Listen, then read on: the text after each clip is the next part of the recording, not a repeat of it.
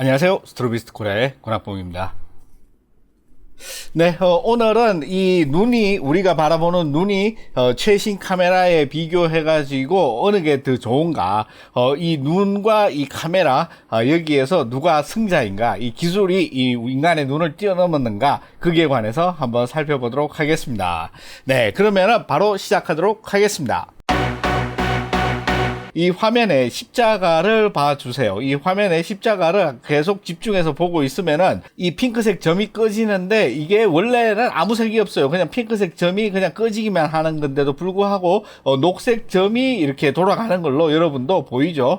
이게 바로 이 뇌에서 우리가 보는 거를 재구성해서 보여준다, 그런 의미라고 보시면 될 것 같습니다. 네, 그 다음 그림을 보면은 이 그림에서 이 단계별로 명도가 쭉 나와 있죠. 이 명도가 쭉 나와 있는데 보시면은 여기가 조금 더 어두운 것 같고 여기로 갈수록 조금 더 밝아지는 것 같죠. 여기에서 어두웠다가 이렇게 가면서 밝아지는, 이것도 마찬가지로 이렇게 가면서 밝아지는 듯하게 밝기가 일정하지 않은 걸로 다 보이실 거예요. 각각 이 모든 이 명도 단계가. 그런데 실제로 컴퓨터에서 그 명도 단계 하나를 잘라서 보면은 여기서부터 여기까지 다른 게 하나도 없이 똑같은 거죠. 똑같은 건데도 불구하고 여러분들이 보시는 대로 이렇게 똑같은 밝기에서도 우리는 다르게 보인다. 이게 여러분만 그렇게 보이는 게 아니고 인간이라면 누구나 다 이렇게 보여야지 정상입니다. 그래서 우리가 실제로 이런 물체를 본다고 했을 때 이 눈에 들어가 가지고 이 망막에 맺히는 상, 이 상 자체는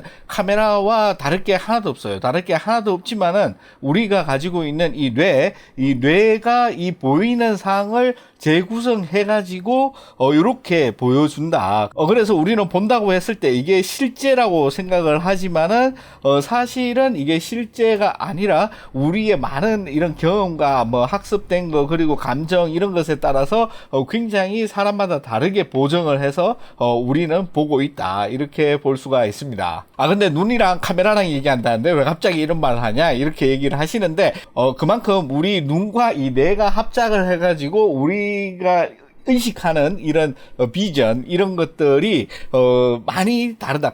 메커니즘 자체가 많이 다르기 때문에 여기에서 어디에다가 방침을 두느냐에 따라 가지고 굉장히 다를 수가 있어요. 그렇기 때문에 이렇게 먼저 설명을 드리고 진행을 해보도록 하겠습니다. 네, 그래서 우리 이 눈은 도대체 몇 미리 화각의 이 렌즈냐, 몇 미리 화각의 이 렌즈 시스템을 갖고 있느냐, 이거는 35mm 풀프레임 환산 화각으로 말씀드리는 거예요. 그러니까 우리가 실제로 말할 때 뭐 50mm 렌즈 화각이다, 뭐 이런 식으로 얘기하는 그런 것으로 제가 변환을 해서 말씀을 드리고 있습니다.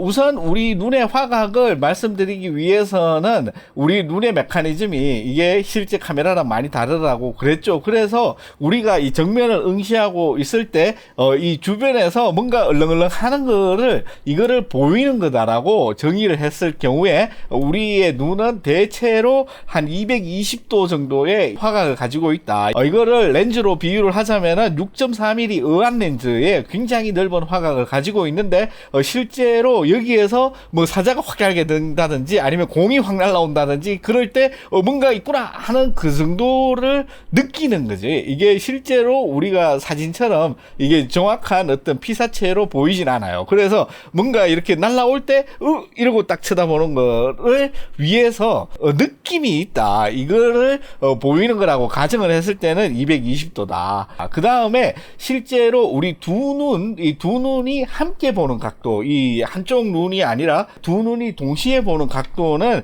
겹쳐서 보는 각도죠. 이 쌍안의 각도는 대체로 120도 정도가 된다. 그래서 생각보다 굉장히 넓어요. 거의 뭐 한 이 정도이기 때문에 120도 정도면은 굉장히 넓은 화각이고 카메라 렌즈로 따지면은 한 10.4mm 렌즈 정도 되는 굉장히 넓은 화각을 보인다. 그래서 10mm 정도 우리 그 광각 렌즈를 써보면 아시겠지만은 찍다가 보면은 잘못하면 내 찍는 발이 나오는 이 정도의 굉장히 넓은 화각을 가지고 있는 게 바로 우리의 눈이다, 이렇게 볼 수가 있습니다. 대체로 뭔가를 봤을 때 이 부분을 분명하게 보고 있다라고 우리가 느끼는 게 아니라 확실한 어떤 비전으로 보고 있다라는 그런 어떤 확신이 들 수 있는 화각은 60도 정도다. 이 60도 정도의 화각을 우리는 가지고 있다. 이렇게 볼 수가 있어요. 그래가지고 우리가 표준 렌즈 하면은 50mm가 인간의 눈과 가장 가깝다. 이렇게 말하는 게 이런 이론의 바탕을 두고 있기 때문에 50mm가 가장 가깝다. 이렇게 말하는 그 기준이 되기도 합니다. 물론 이거를 가지고 뭐 40mm가 우리 눈에 더 가깝다, 뭐 60mm가 더 가깝다, 뭐 이렇게 그 편차가 있는데 이 편차는 말씀드렸듯이 그 기준을 어디에 두느냐, 얼마나 엄격한 그런 기준을 적용하는가에 따라서 이게 어느 정도 편차가 있을 수밖에 없다. 이 점을 이제 감안을 해가지고 얼추 보면은 50mm 정도의 우리의 화각을 보면은 우리가 실제로 인식을 하면서 보는 그 느낌을 잘 표현한 게 50mm 정도의 화각이다. 각도로는 60mm 정도 된다. 이렇게 볼 수가 있습니다. 그래서 우리가 이 사물을 볼 때 이 눈동자를 굴리지 않고 딱 한 점만 바라볼 수가 있다면은 아마 이렇게 보일 거다. 그래서 우리가 보이면서 컬러로 보이는 이 반경, 이 컬러를 확실하게 인지할 수 있는 반경이 한 60도 정도의 반경이 된다. 그 나머지는 우리가 이 뇌에서 보정을 해가지고 색깔을 인식하는 거지, 이게 실제로는 흑백으로밖에 볼 수가 없다. 그렇지만은, 이 60도 범위 안으로 들어오면은, 여러분들이 보시는 대로 이렇게 컬러로 보인다. 그 느낌을 제가 이 포토샵에서 시뮬레이션으로 한번 만들어 봤습니다. 그 다음에 우리 중심에서 한 20도 범위 정도 되면은, 이 물체의 이 형상을 거의 확실하게 분별할 수 있는 그런 정도 능력이 된다. 그러니까는 거기에 어떤 기역자 형상이 있든 뭐 디귿자 형상이 있든 그 형상 자체를 인식할 수 있는 각도가 20도 정도다. 요거를 이제 화각으로 따지자면 한 102mm, 한 100mm 렌즈 정도 되는 요 렌즈의 화각 정도를 우리가 뭔가를 봤을 때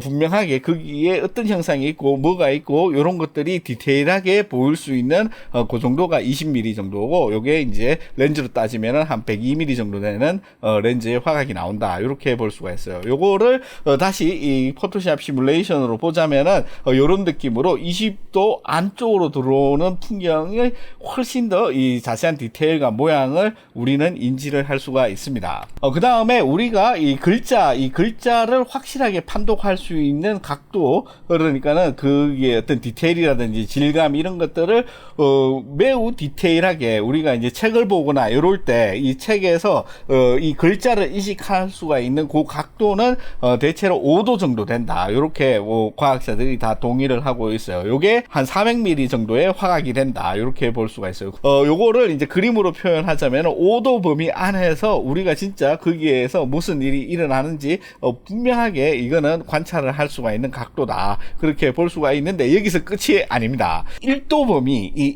범위 안에서 우리가 어떤 사물을 관찰했을 때 가장 최고의 해상도를 가지고 무언가 우리가 바라볼 수가 있다. 그래서 우리가 굉장히 어떤 복잡한 이런 물체나 뭐 이런 것들라도 그 1도 범위 안에 핀포인트를 딱 찍어가지고 아주 그 예리하게 관찰을 하면은 보다 많은 데이터를 얻을 수가 있는 진정한 우리 눈의 한계점은 1도 범위 안이다. 이렇게 볼 수가 있고, 이 1도 같은 경우에는 2000mm 렌즈에 준하는 그런 각도다. 이렇게 볼 수가 있어요. 이게 천체망원경 수준의 그런 장망원 렌즈의 각도죠. 그래서 엄청나게 좁은 부분만 진짜 디테일을 관찰할 수가 있는 그런 이 최고 해상도의 범위다. 그래서 대체로 우리는 120도 정도에서 뭔가 어른거리는 거는 이제 느낌으로 뭔가가 어른거렸다 이런 느낌을 알 수가 있고, 그 다음에 양안을 둘 다 이용할 수 있는 최대 각도는 한 120도 정도 된다. 요게 한 11mm 정도고, 거기에서 한 60도 정도는 돼야지 확실하게 컬러를 구분을 할 수가 있는 비전이 실제로 보인다. 그렇게 볼 수가 있습니다. 그 다음에 한 20도 정도는 돼야지 우리가 실제로 뭔가 이런 어떤 큰 형상들의 모습을 기억을 하고 이거를 인식을 할 수가 있는 범위고, 한 5도 정도 돼야지 우리가 실제 확실하게 봤다. 얘가 이렇게 생겼구나. 이렇게 확실하게 볼 수 있는 게 5도 정도다. 그리고 나서 진짜 최고 해상도의 그 범위는 1도 정도밖에 안 된다. 우리 비전에서 1도 정도이기 때문에 굉장히 작은 그 핀포인트에서 최고 해상도를 가진 그런 눈을 가지고 있다. 이렇게 볼 수가 있습니다. 그러면은 우리 눈은 진짜 얼마만큼의 해상도를 가지고 있느냐, 이거를 지금은 분명하게 말씀을 드릴 수가 있는 게, 이 과학자들이 이 눈을 대해서 굉장히 연구를 많이 해가지고 그 모든 데이터가 이제 대체로 다 알고 있다, 이렇게 볼 수가 있어요. 그래서 이 빛을 감지하는 신경 세포는 두 가지가 크게 있죠.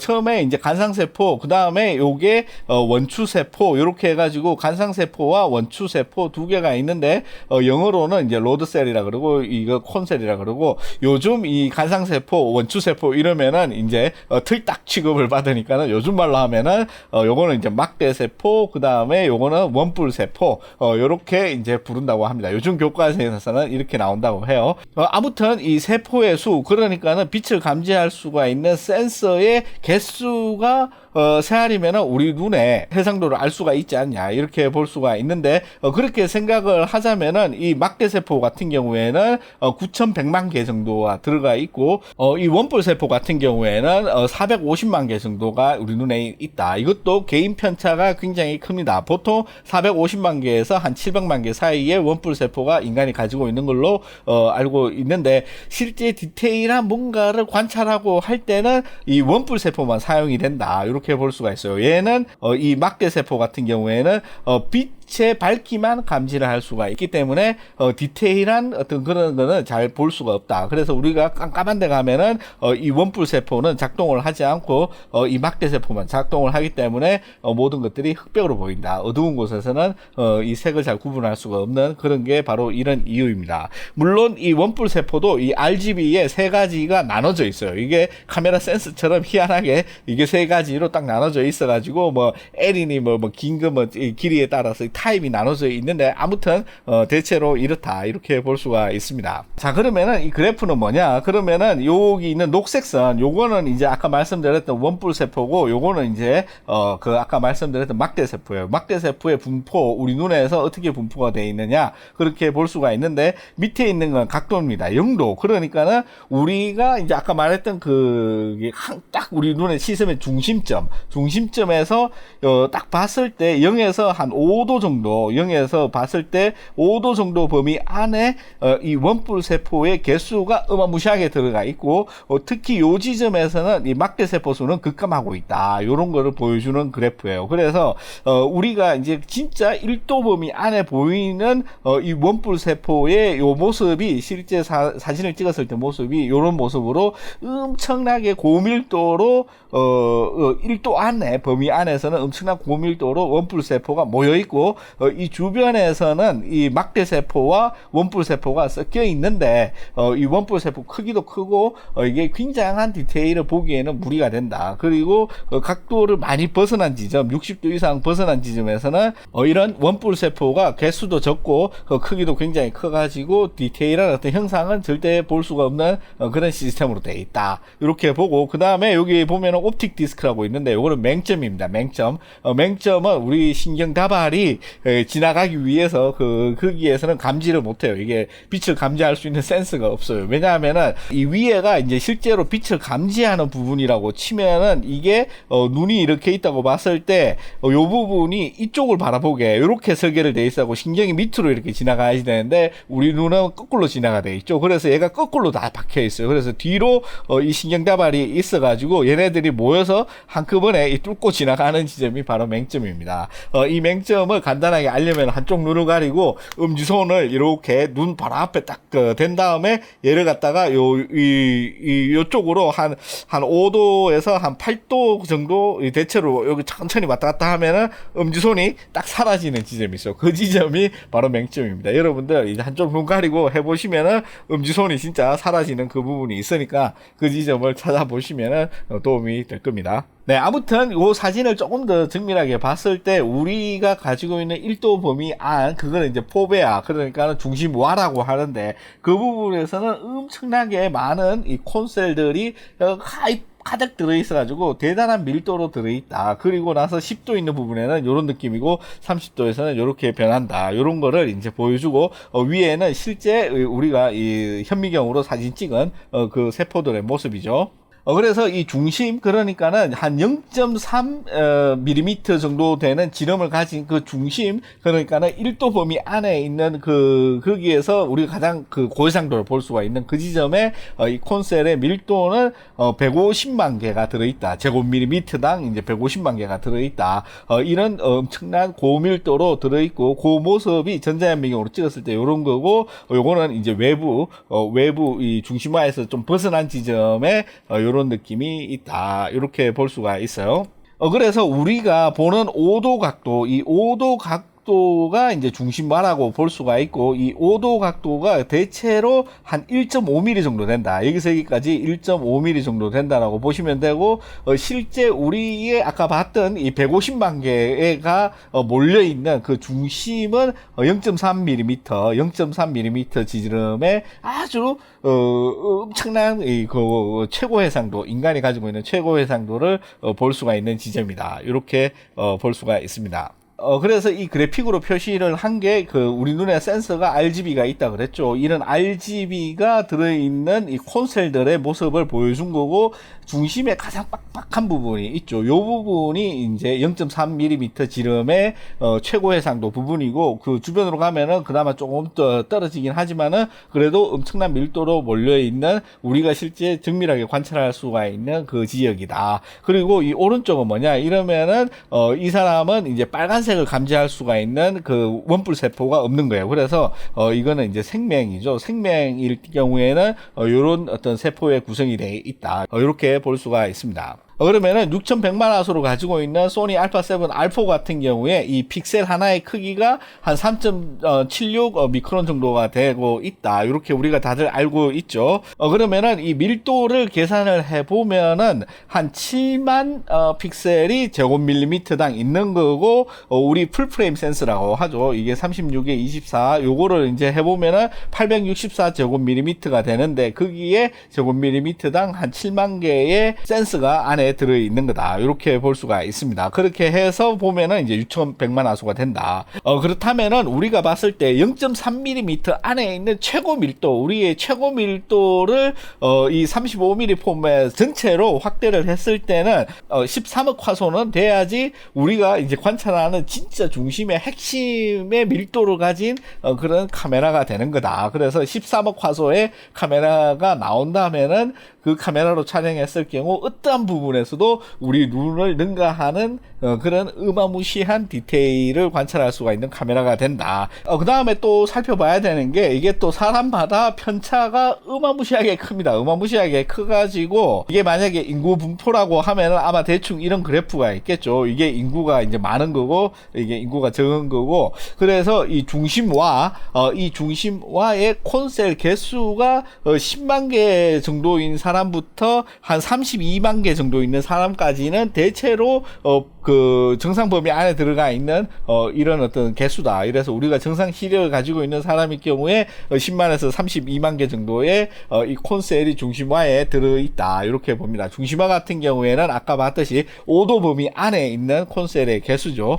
이렇게 보는데 또 32만 개 정도까지밖에 없냐? 아닙니다. 이게 더 많은 사람도 있어요. 더 많은 사람도 있고 10만 개보다 더 적은 사람도 있고, 이게 사람마다 편차가 어마무시하게 커가지고 우리가 뭔가를 바라볼 때 그거를 조금 더 엄청난 시력으로 잘 바라볼 수가 있는 사람이 있고, 이거는 안경을 쓰느냐 마느냐 그것과는 관계없어요. 그거는 이 수정체에서 이게 초점을 잘 잡냐 못 잡냐, 그 광학 렌즈의 문제인데, 제가 말씀드리는 건 렌즈가 아니고 우리 센스가 사람마다 다 다르다. 다 다른데 사진을 이제 할 때 대체로 이 정상 범위 안에 들어오면은 문제가 되지 않는다. 이렇게 볼 수가 있어요. 그래서 여러분들은 아마 다 이 범위 안에 들어갈 거라고 생각을 합니다. 아무튼 이걸로 다시 계산을 해가지고 보자면은 10만 개 정도, 이 중심화에 10만 개 정도의 이 콘셀을 가지고 있는 사람들의 이제 밀도를 이제 계산을 해가지고 35mm 판정으로 봤을 때는 한 8,600만 화소 정도 되면은 이 10만 개를 가지고 있는 사람과 거의 비슷한 느낌의 고해상도 이 풀프레임 카메라의 해상도가 만들어진다. 그렇게 볼 수가 있고, 또 이게 우수한 사람이 있잖아요. 없잖아요. 그래서 32만 개를 가지고 있는 사람을 내보면은 한 2억 한 7,600만 화소 정도는 돼야지 눈에 많은 센서를 달고 있는 이런 사람의 해상도를 따라갈 수가 있다. 그래서 뭐 평균 때려가지고 대체로 한 1억 5천만 화소는 돼야지 우리 눈의 중심 해상도를 따라오는 그런 카메라를 만들 수가 있다. 이렇게 보면은 될 것 같습니다. 그래서 아까 말씀드렸듯이 우리는 카메라와 다르게 한 장면을 처음부터 끝까지 동일한 이런 해상도로 딱 기록을 해놓고 끝내는 그런 게 아니라 중심에서는 어마무시한 고해상도지만은 주변으로 갈수록 급격하게 해상도가 어마무시하게 떨어지는 그런 시스템을 가지고 있는데 그래서 우리가 여기저기를 이렇게 눈으로 이렇게 훑으면서 그런 것들을 모아 가지고 뇌에서 재조립한 거를 우리는 보고 있다, 비전이다, 이렇게 생각을 하고 있다라고 볼 수가 있어요. 그래서 이거를 포토샵에서 시뮬레이션을 해보면은 우리가 이제 가운데 어떤 풍경을 이렇게 딱 바라보죠. 바라보면은 이런 느낌으로 본다. 그래서 우리가 이렇게 옆으로도 한번 쓱 훑어보고 그 다음에 이쪽으로도 이렇게 한번 쑥 훑어보죠. 이런 식으로 그래가지고 이렇게 우리는 이 사물을 관찰하고 있다. 이렇게 보는 게 맞을 것 같습니다. 그래서 이런 식으로 우리가 이 주변을 탐색을 하면서 머릿속에는 이런 이미지를 전체적으로 저장을 딱 해가지고 우리가 실제로 보는 거가 우리는 이런 느낌으로 이제 기억을 하게 되는 거죠. 그래서 다른 예제를 볼 때도 마찬가지로 우리는 뭔가를 볼 때 가장 흥미로운 부분을 먼저 보고 그 다음에 두 번째로 흥미로운 부분도 보고 그 다음에 이쪽도 뭔가 있나 이런 식으로 보면서 이 이미지의 해상도를 점점 넓혀간다, 이렇게 생각을 하시면 됩니다.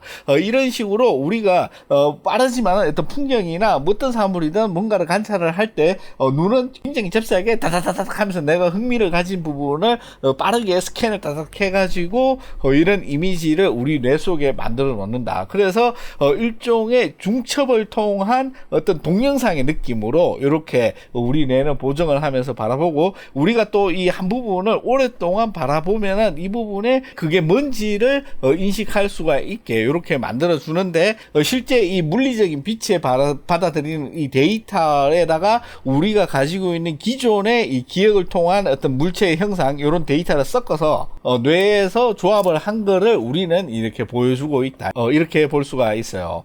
그렇기 때문에 우리가 어떤 불특정한 모양들, 그러니까 뭐 구름의 모양이라든지 어떤 뭐 바위의 모양 이런 걸 보면서 이거는 뭐 거북이 같은 모양이다, 이거는 용같이 생긴 모양이다, 이런 식으로 손쉽게 우리가 그 기억 속에 있는 그런 어떤 형상, 이런 형상을 불러와 가지고 대입을 시키고 그것처럼 느끼게 만드는 그런 착각을 일으키기도 합니다. 그 다음에 뭐 굵은 밧줄 같은 거를 확 던지면서 뱀이다 이러면은 그게 굉장히 빠르게 지나가기 때문에 그거를 순식간에 이게 뱀이라는 어떤 데이터, 이게 들려왔기 때문에 이 뱀과 그 밧줄의 모양을 합성을 굉장히 빠르게 뇌 속에서 하죠. 그래서 엄청나게 깜짝이 놀라는 그런 것도 손쉽게 일어나는 것들이 바로 이렇게 우리가 바라보는 게 실제로는 객관적일 수도 있지만은 굉장히 주관적인 데이터 후처리 과정을 거치게 된다, 이렇게 볼 수가 있어요. 그리고 아까 말씀드렸듯이 사람마다 이 데이터를 수집할 수 있는 이 센서의 수량 차이도 많고,